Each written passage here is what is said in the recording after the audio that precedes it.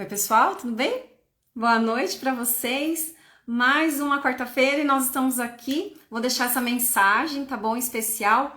Já o tempo aqui já tá rolando. Semana passada nós estivemos juntos e eu falei, compartilhei um pouco com vocês sobre a nossa experiência lá no Piauí. Quem não assistiu, tá aqui no gravado no meu IGTV, tá bom? Também está no nosso canal do YouTube. E hoje mais uma quarta-feira e a gente não quer ser família quarta-feira, hein, gente?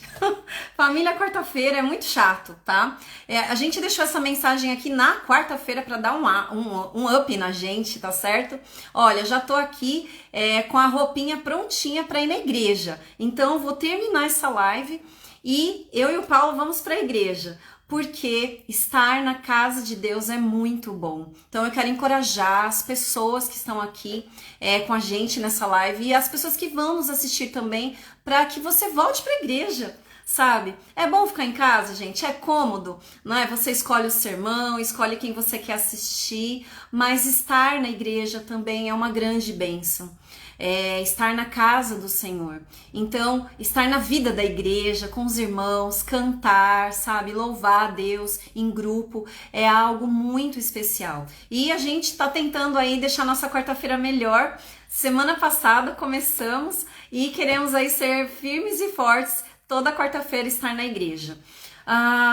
Hoje a gente vai falar sobre um tema muito interessante, que é sobre essa batalha que as famílias enfrentam no culto familiar. Gente, não sei como que é o seu culto familiar, mas eu vou dizer, olha, o que eu tenho ouvido das famílias é que as famílias estão enfrentando assim um grande desafio nos cultos familiares. Semana passada, não sei se foi semana passada ou retrasada, uma das famílias falou assim pra mim: Valéria, o meu culto aqui em casa tá parecendo um MMA. Então, só pra quem não sabe o que é MMA, gente, eu não sabia o que era MMA, tá? Até meu pai começar a assistir. Então, meu pai é uma figura. Meu pai assiste Datena, né? Assiste MMA. E esses dias eu comentei com ele, falei: pai, mas fica assistindo, não é? Essas reportagens, é só desgraça. Aí ele: fia, mas todo mundo vai morrer, né? Todo mundo vai morrer. Falei: eu sei, né? Mas assim, não precisa ficar assistindo. Mas de um tempo pra cá ele começou a assistir essas lutas de MMA. Eu fui procurar, né, o que era MMA. Então, é uma sigla em inglês que significa Mixed Martial Arts, que em português seria aí artes marciais mistas. Na verdade, gente, é uma luta livre, né?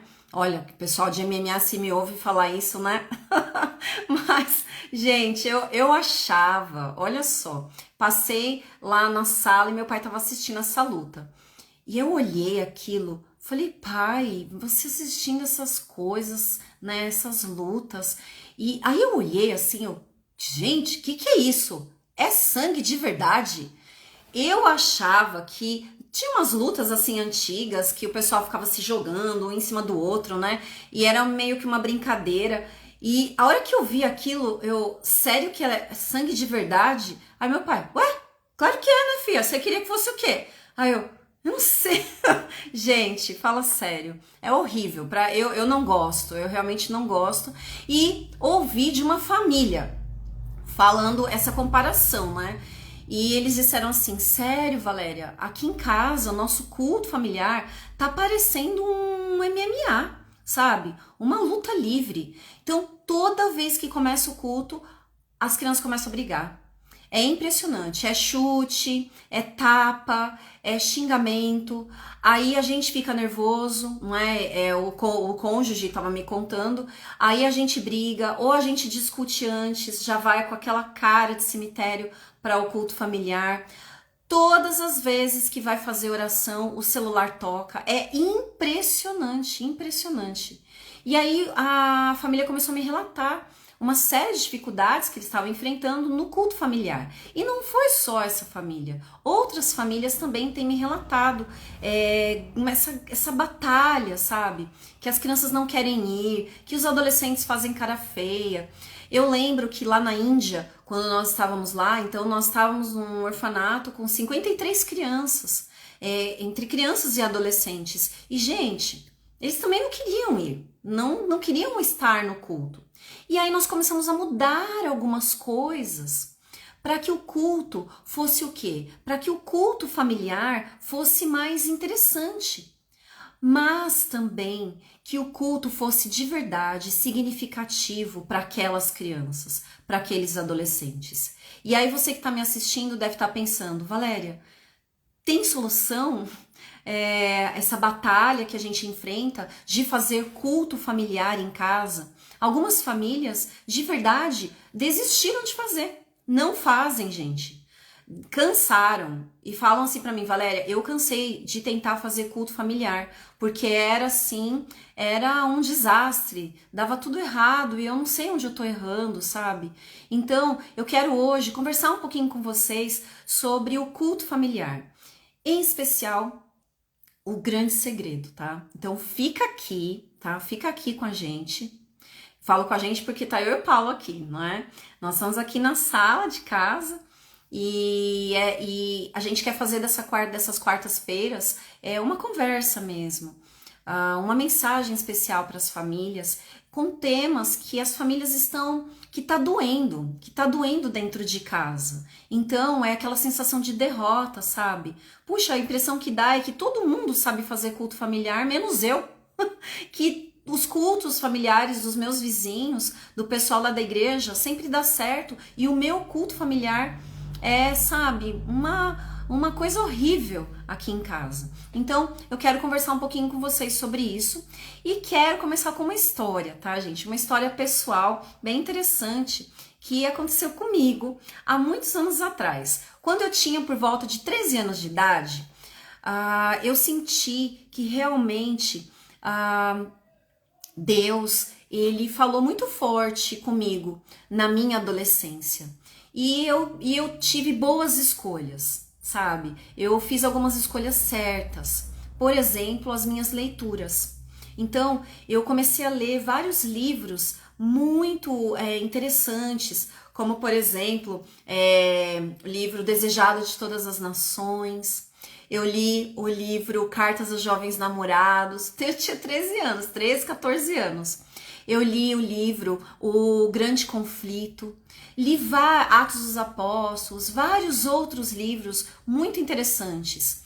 E estava um dia lendo uma revista. Então, tô até com a revista aqui, olha, a revista Adventista, né?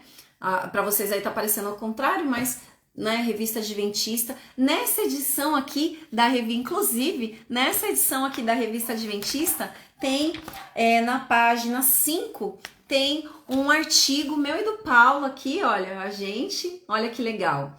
Bagagem transcultural. E a gente está falando aqui sobre a nossa experiência lá na Índia. E também não só na Índia, mas como em outros lugares.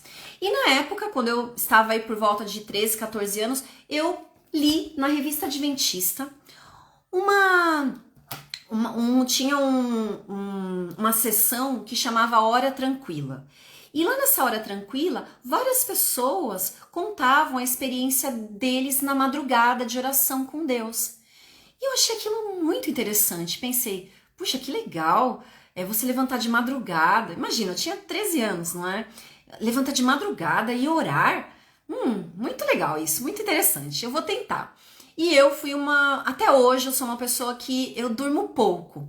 Então, eu não sou o tipo da pessoa que tem insônia, graças a Deus. É horrível, não é, a gente ter insônia? Muito ruim mesmo. Mas, assim, eu sempre dormi pouco. Então, na época, eu já dormia pouco, né? Mas eu fazia algumas coisas erradas, assim. Eu dormia muito tarde, não é? Hoje eu sei que a gente precisa dormir cedo.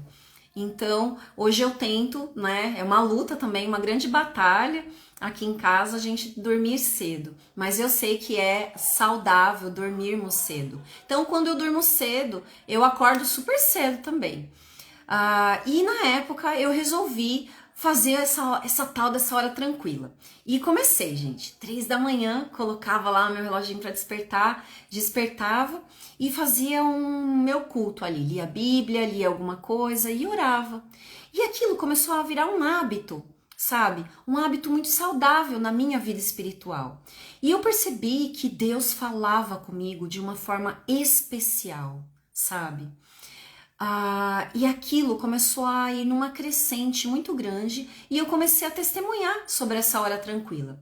Olha, gente, eu não lembro como aconteceu, mas eu lembro que uma pessoa entrou em contato com uma outra pessoa que tinha visto o meu testemunho em alguma igreja e perguntou se eu podia escrever sobre essa minha hora tranquila. E aí eu escrevi e foi parar lá na revista Adventista. Então pediram autorização, né? E eu fiquei muito feliz. Na época, a minha mãe também ficou bem feliz e foi autorizado e foi lá para esse artigo para a hora tranquila da minha experiência com 14 anos, de como eu tinha esse culto, essa hora tranquila com Deus. E aí, eu lembro que na época, eu não lembro ao certo, gente, mas eu acho que você podia colocar o seu endereço também. E eu lembro que, eu não sei como, que o pessoal tinha meu endereço nesse artigo, ou em alguma coisa, ou se eu dei esse endereço, ou não, o meu endereço. Eu só sei que eu comecei a receber uma carta de um presidiário, dizendo que ele tinha lido a revista Adventista no presídio e que ele tinha gostado muito dessa história da hora tranquila e que ele começou a fazer também a hora tranquila. E aí um outro presidiário me escreveu também. E eu comecei a escrever de volta para esses presidiários. E eu comecei a criar uma rede, não é, de comunicação com os presidiários. E assim, eu sempre fui uma pessoa muito independente, não é? Fazia minhas coisinhas lá, tal. E um dia, e assim, eu não fazia nada escondido, porque eram cartas que eu escrevia para os presidiários. E eu lembro que um dia minha mãe viu algumas dessas cartas e falou assim: filha, o que são essas cartas aqui? Eu falei: é o pessoal que tá lendo, mãe, a hora tranquila. E pra ela, falou assim: nossa, que legal, não é? E aí um dia, eu abri, gente, eu lembro direitinho desse dia. Vão ouvindo essa história, hein?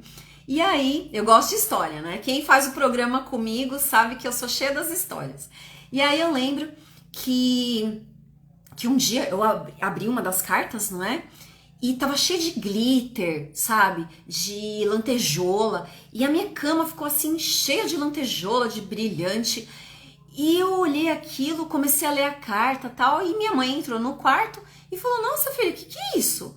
Eu falei: mãe, é a carta de um dos meus amigos. E você não sabe, ele vai sair da cadeia. Aí minha mãe: o que é? Como é que é essa história, Valéria? Eu falei: os meus amigos. Ela: que amigos são esses? E aí, gente, né, que minha mãe foi se dar conta de que eu estava tendo essa comunicação com os presidiários por causa dessa história da hora tranquila. E na carta, um deles dizia: olha, eu vou sair, né? Eu vou sair em breve e quero muito conhecer a sua família. Minha mãe, gente, entrou em pânico. E ela falou: Valéria, eu não acredito. Há quanto tempo você tá mantendo esse contato com esses presidiários?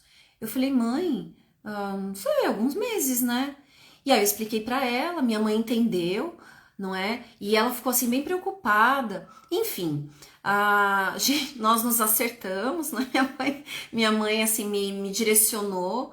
Não é? Eu era muito jovem e não que seja errado você manter contato, não é? Escrever cartas para presidiários. Inclusive, eu tenho amigos que têm ministérios maravilhosos. Eu já entrei num presídio, já estive com pessoas lá e vou dizer uma coisa para vocês, bem séria, viu, gente? Existem pessoas dentro, não é, dos muros do presídio que estão e são muito mais espirituais, com uma vida espiritual muito melhor do que nós que estamos aqui fora, tá certo?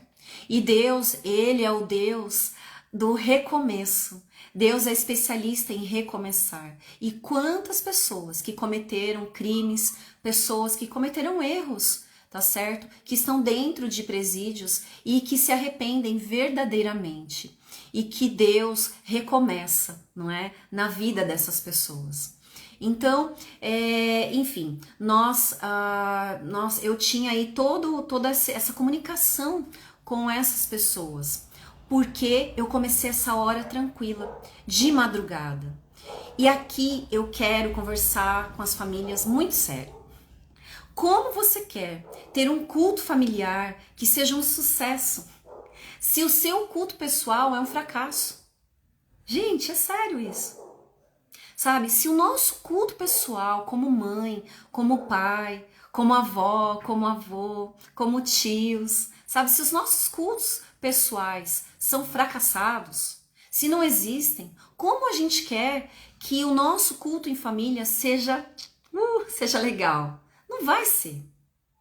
Então, assim, eu quero hoje conversar com vocês nessa quarta-feira para que você se encoraje a começar uma hora tranquila com Deus. Para que você tenha um momento especial com Deus, um momento de intimidade com Deus, para que Deus fale ao seu coração o que está escrito lá em Provérbios 9 e 10. O temor do Senhor é o princípio da sabedoria. E eu não estou dizendo que a sua vida, não é, o seu dia vai ser flores, rosas e flores, não. Mas você vai estar diferente frente aos seus desafios durante o dia com seus filhos. Frente aos seus desafios em família. Você vai estar diferente, porque você começou o seu dia com Deus. Há alguns anos atrás, então assim, eu tive essa experiência na minha adolescência e mantive esse hábito de cultos particulares nas madrugadas com Deus. Só que eu acordava às 3 da manhã, fazia um culto rápido e depois voltava a dormir, tá certo? E aí, vou dizer, acho que uns 8 anos atrás, acho que mais ou menos isso, eu e o Paulo visitamos uma escola missionária lá no Nordeste. E lá o pessoal acordava às 4 da manhã para fazer o culto e já começava o dia. Gente, eu achei aquilo assim meio absurdo. Eu pensei, cara, sério?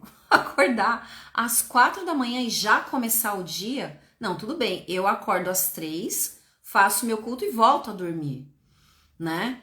E aí, eu tinha, assim, né, lembra que eu falei no começo, assim, uma vida bem ruim, de hábitos ruins. Eu dizia que eu era noturna. Não, eu sou noturna, eu trabalho à noite. Gente, ó, nada a ver isso aí, tá? Nada a ver, tá bom?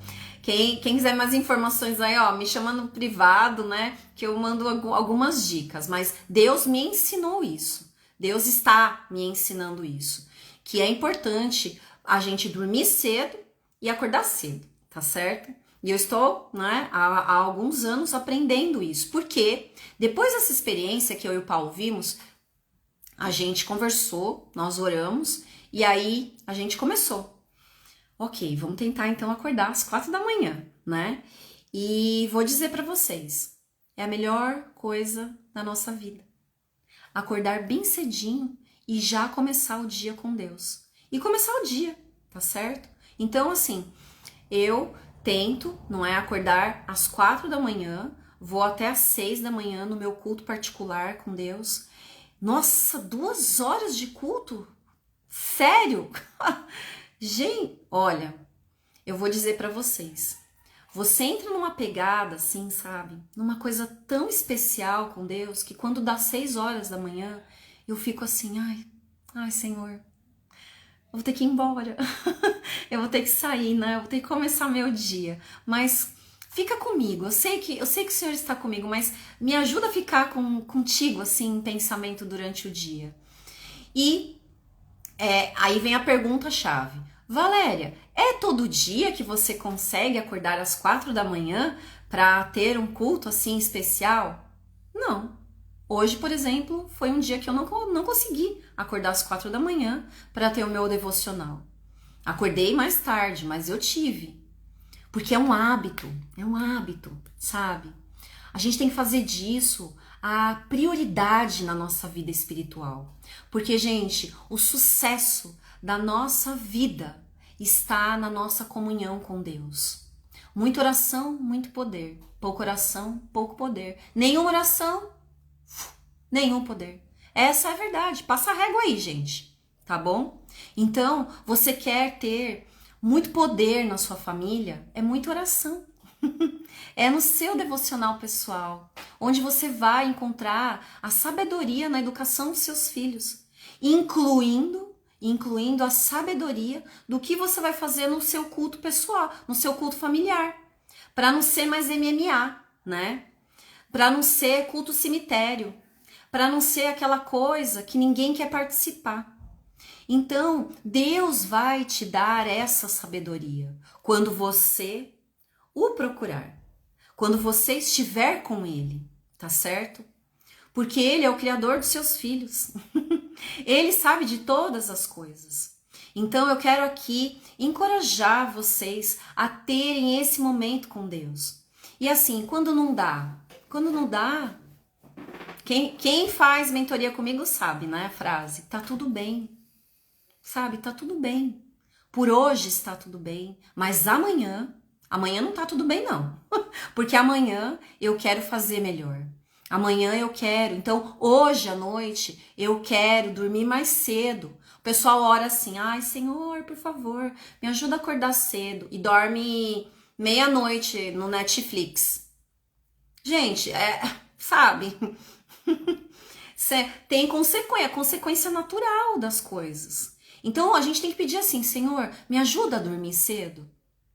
Me ajuda a organizar a minha rotina melhor para eu dormir cedo, para eu poder, não é, ter energia de acordar cedo. Muitas mães com bebês conversam comigo e falam, Valéria, mas eu amamento na madrugada e assim, eu tenho horários diferenciados. Tá tudo bem, tá tudo bem, amém, amém, a gente trabalha com o que a gente tem pro dia e Deus te conhece, Deus conhece as nossas lutas, não é? As lutas das mães que estão aí nos 3 primeiros meses de maternidade, gente, que não é brincadeira. Então, Deus, ele quer ser encontrado. Ele quer ser encontrado no melhor momento do seu dia. E não é o melhor, e talvez para algumas mães o melhor momento não é a madrugada, quando você tá destruída lá, tá certo? Talvez para as mães que amamentam, o melhor momento é a sonequinha da criança. Esse vai ser o momento onde Deus vai falar com você, mas que você tenha esse momento. Para que Deus entregue para você a verdadeira sabedoria. Para que você seja mais feliz, para que você seja mais leve. Hoje, no meu culto particular, eu estou lendo o livro de Crônicas, estou em 2 Crônicas, né, nos meus estudos pessoais de educação e psicologia dentro da Bíblia. E hoje, assim, eu gosto muito dessas histórias, sabe, onde Deus, ele muda o cenário de uma forma assim que você fica sem acreditar. E olha só, nessa história aqui, então, quem quiser me acompanhar depois pode ler, tá? Quero que você leia depois, lá 2 Crônicas, capítulo 32, a ameaça de Senaqueribe contra Judá. Então, Senaqueribe, rei da Síria, ameaçou Ezequias e mandou recadinho, ó, já era, vocês já eram, tá? Eu sou poderoso, e o pessoal começou a caçoar de Deus, não é? Falou assim, olha, dá uma olhada nos meus antepassados. Que Deus que é esse aí que vocês têm, que vocês estão dizendo que não vai ser derrotado? Eu vou derrotar. E ele mandou até uma carta, não é? E o povo começou a ficar com muito medo. E aí Ezequias começou a se preparar para a guerra. Lindíssimo, sabe? Lindíssimo, essa história é lindíssima. E a história fala o seguinte, lá em 2 Crônicas, no capítulo 32, no versículo 7. Ezequias chamou o povão lá e falou, gente, vem aqui, tem um recadinho para vocês. E ele deu uma mensagem de encorajamento para o povo. Ele disse assim, sejam fortes e corajosos, não tenham medo, nem desanimem por causa do rei da Síria e do seu enorme exército, pois conosco está um poder maior do que o que está com ele. Com ele está somente o poder humano, Mas conosco está o Senhor, o nosso Deus, para nos ajudar e para travar as nossas batalhas. E o povo ganhou confiança com o que disse Ezequias, rei de Judá. Amém. Sabe, foi esse verso que eu li, foi essa passagem que eu li hoje de manhã. E aí, gente, meu dia começou assim, com tudo, com tudo. E hoje foi um dia, para mim e para o Paulo, um dia assim, muito importante. Nós tínhamos algumas respostas que Deus nos deu de uma forma assim muito especial, e eu precisava disso hoje, sabe? Eu precisava disso hoje. Todas as famílias que fazem mentoria com a gente, seja no privado ou no grupo, eu sempre peço para as famílias que fazem mentoria particular para que elas orem, para que eles orem no final. E a família de hoje fez uma oração tão linda, tão linda. E a mãe que orou, né, ela falou assim: Senhor, manda anjos especiais para a casa da Valéria e do Paulo. E eu vou dizer para vocês, depois da oração eu chorei. Eu chorei depois da oração, de emoção, porque era o que eu precisava ouvir, sabe? E era como se Deus, assim, tivesse realmente mandando uma mensagem para mim e para o Paulo. Ó, não tenho medo. Não tenho medo, porque eu estou com vocês. Gente, essa história aqui termina de uma forma, assim, maravilhosa. Aquelas coisas assim, o povo com medo, o rei da Síria cercando tudo, aquele exército enorme e tal. E a historinha termina em uma frase, assim. E Deus enviou um anjo, destruiu o povo, né? Destruiu o exército da Síria. Eles voltaram envergonhados. Os que sobraram voltaram envergonhados.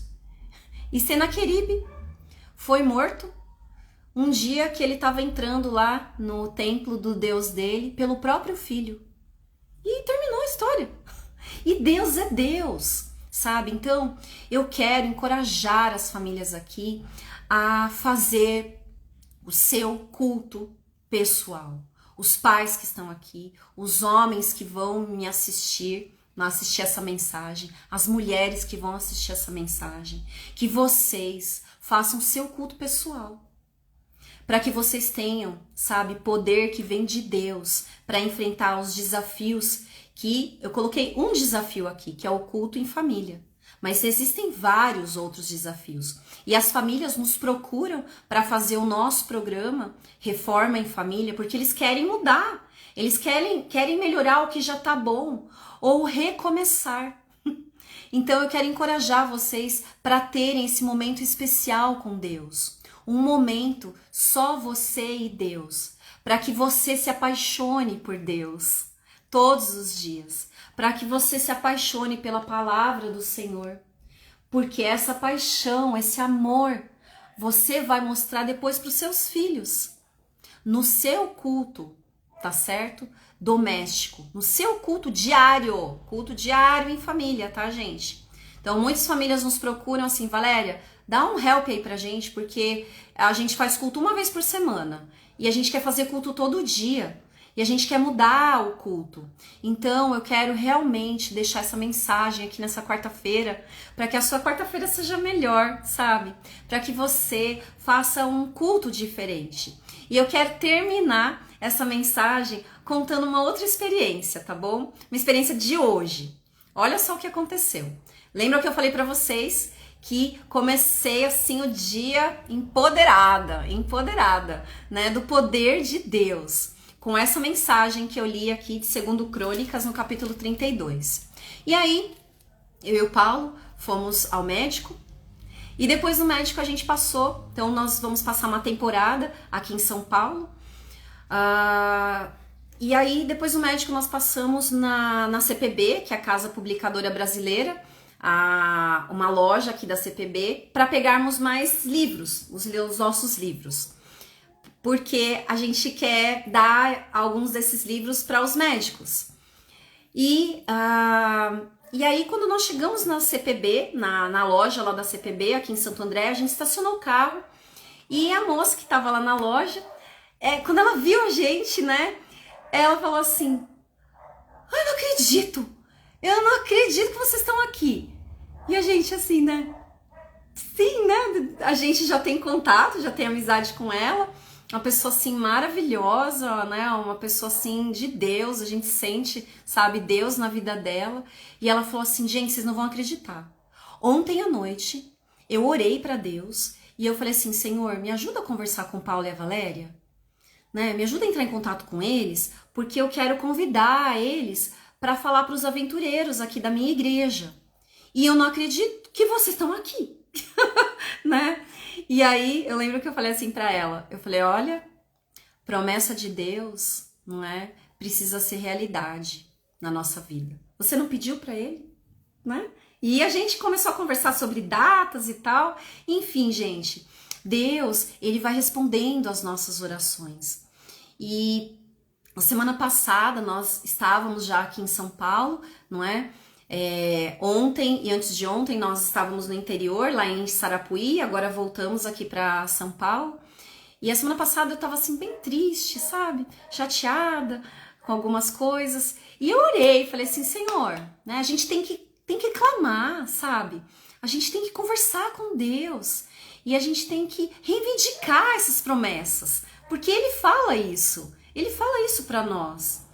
E eu comecei a reivindicar essas promessas para Deus em oração. E conversando com Deus, a semana passada, estávamos em jejum também, e recebemos um convite de uma família que fez o programa com a gente. Eles moram aqui em São Paulo, e como a gente estava aqui em São Paulo, eles falaram: não, vem visitar a gente. E nós combinamos um culto de pôr do sol. Então, na sexta-feira, nós estivemos juntos, e eles fizeram, gente, uma mesa posta para nós. Valéria, não sei o que é mesa posta, né? Então, quem faz programa sabe o que é mesa posta. Mas só uma palhinha aqui para vocês, né? Eu tô aqui com um horário já avançado.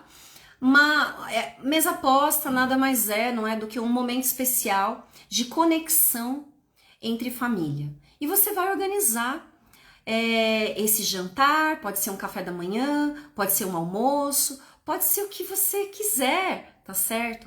Mas que a família esteja junto à mesa, porque existe graça à mesa. Então que vocês tenham uma experiência à mesa, uma experiência de conexão. Ó, Charlene, Charlene linda, né? Um beijo pra você, Charlene, minha amiga. Falou, ó, um sonho, né? Eu tenho um sonho de fazer um pôr do sol com vocês. Eu que tenho esse sonho de conhecer a sua família pessoalmente, né? E essa família que eu comentei aqui em São Paulo, nós nos conhecemos então pessoalmente na sexta-feira passada. Nós só nos conhecíamos pelo Zoom. Gente, eu vou dizer, é uma emoção muito grande, porque a impressão que a gente tem é que a gente já se conhecia há anos, né? Anos. E eles têm um bebezinho fofo, fofíssimo, e o bebê ficou no meu colo o tempo inteiro, né? Aí eles falaram: olha, nosso bebê, ele não vai assim de primeira no colo, né? Eu falei: é o amor, gente, é o amor. É muito amor aqui. E eu vou dizer pra vocês, eu fiquei constrangida, eu e o Paulo, porque eles fizeram uma mesa pra nós que, assim, gente, é assim, mesa de 2 Coríntios 5,14. Mesa de 2 Coríntios 5,14. Sabe por quê? Porque o amor de Cristo nos constrange. Tava tão linda a mesa. Uma comida tão gostosa, saudável, sabe? A comida lindíssima. Não, a gente saiu até com presente. Saímos com um pão artesanal, sabe? Coisa linda. Eu falei que eu estava me sentindo assim num restaurante em São Paulo, 10 estrelas. Porque 5 estrelas é o profissional, né? Agora 10 estrelas é o amor de Cristo que nos constrange. Então foi algo muito especial essa conexão entre famílias. E eu quero encorajar a sua família aqui para, primeiro, fazer o seu culto pessoal. Você como mãe, travar essa batalha de ter o seu culto pessoal. Você como pai, não é, como sacerdote do lar, que você tenha esse culto seu pessoal com Deus, para que vocês possam ter mais força de ter o culto em família também. Um culto que seja power, gente. Que seja assim um culto realmente que os seus filhos possam participar. E que vocês tenham também uma experiência à mesa, uma experiência de amor e de conexão à mesa. Eu vou depois colocar na descrição alguns links que vocês podem entrar de algumas amigas nossas, que tem ministérios de mesa posta maravilhosos e que vocês podem se inspirar. E eu quero, não é? Quero em breve aí conhecer, pessoal, famílias que estão aqui em São Paulo, não é? Já temos aí alguns outros convites também para nós nos conhecermos pessoalmente, claro que com todo o cuidado, não é? Né, dentro dessa pandemia que nós precisamos ter. E vai ser realmente algo muito especial nos conhecermos pessoalmente, mas eu quero terminar essa live com esse verso, que o amor de Cristo possa constranger os seus filhos. Que o amor de Cristo possa constranger as famílias que você vai convidar para estar na sua casa, para você a abençoar, para que a sua família seja uma bênção na vida de outras famílias, assim como eu e o Paulo fomos abençoados na sexta-feira passada e seremos ainda muito abençoados em outras situações, assim como nós também queremos abençoar. Que nós possamos viver o verdadeiro evangelho, que é o amor em família. Gente, até a próxima quarta-feira. Agora, ó, eu e o Paulo vamos para a igreja. Que Deus possa abençoar a sua família. Um grande abraço. Tchau, tchau.